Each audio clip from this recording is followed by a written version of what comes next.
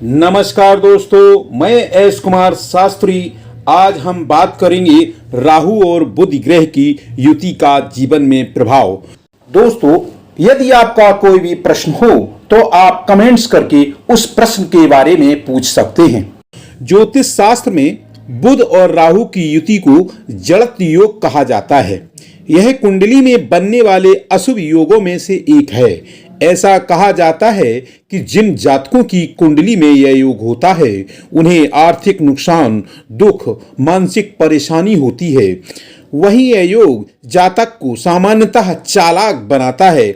यदि इस युति पर गुरु की दृष्टि हो तो जातक अनेक भाषाओं का ज्ञाता होता है। जातक बड़ी चालाकी से अपने कार्यों में सफल होता रहता है। आइए अब जानते हैं जड़त योग का सभी 12 भावों में प्रभाव।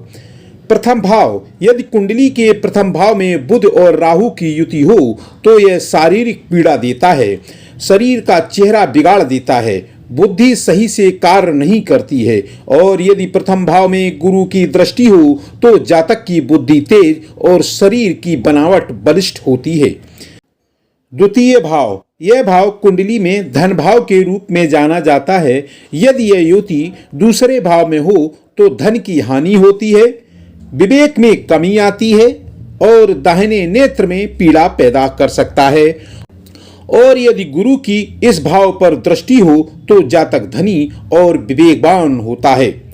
तृतीय भाव, यह योग कुंडली के तीसरे भाव में यदि निर्मित हो रहा हो तो यह योग भाई बहन के सुख से वंचित करता है, साथ ही जातक को लक्ष्य प्राप्त करने में बहुत ही परेशान करता है, यानी कि लक्ष्य प्राप्त नहीं करने देता है। मगर यदि गुरु बृहस्पति की दृष्टि हो तो परिणाम इसके विपरीत भी हो सकते हैं। चतुर्थ भाव, इस योग के कुंडली के चतुर्थ भाव में होने से दुख मिलता है। यह हृदय को कमजोर कर देता है, ऐश्वर्य में कमी और अपयश फैलाता है। यह पशुपालन नहीं करने देता है। मगर यदि गुरु की दृष्टि चतुर्थ भाव पर हो तो जातक को राहत जरूर मिलती है।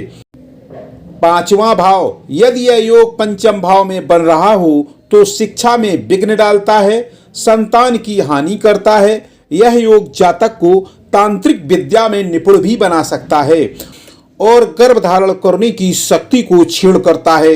मगर यदि गुरु की दृष्टि हो तो जातक को संतान में राहत मिलती है, जातक की शिक्षा भी अच्छी हो सकती है।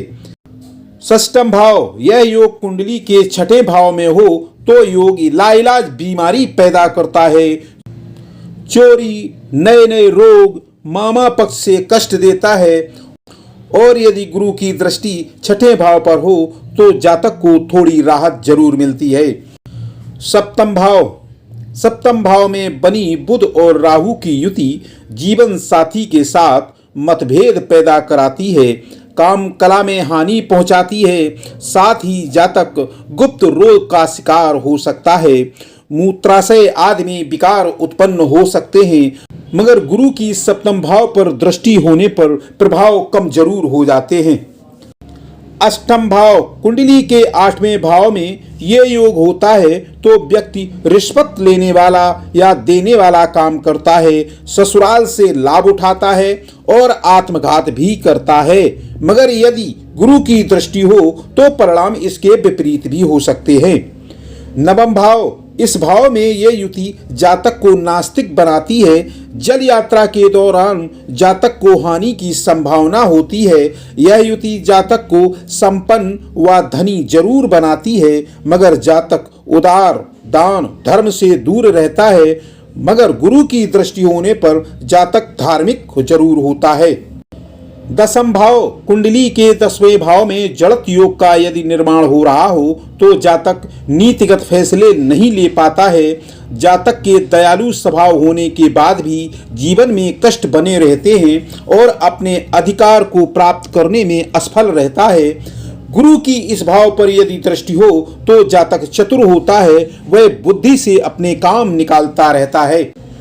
11वां भाव, इस भाव में ये योग अनावश्यक खर्च कराता है, लॉटरी में हानि करवाता है, मित्रों से धोखा मिलता है, पर जातक को आकस्मिक लाभ जरूर प्राप्त होता है। गुरु की दृष्टि होने पर परिणाम थोड़े इससे बेहतर हो सकते हैं। 12वां भाव, कुंडली के 12वें भाव में यह युति सैया सुख में कमी करवाती है, नेत्र में कष्ट पैदा करती है। जातक दुराचारी हो सकता है, उसकी धन बर्बाद करने की प्रवृत्ति हो सकती है।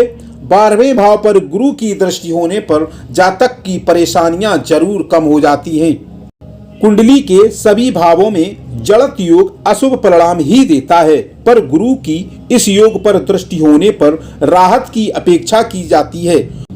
और यदि बुध अस्त ना होकर केंद्रेश या त्रिकोणेश होकर केंद्र या त्रिकोण पर जड़त योग बना रहे हों तो यह योग राजयोग कारक होता है और जातक बड़ी चालाकी से अपने समस्त कार्यों को करता हुआ सफलता के शिखर पर पहुंच जाता है।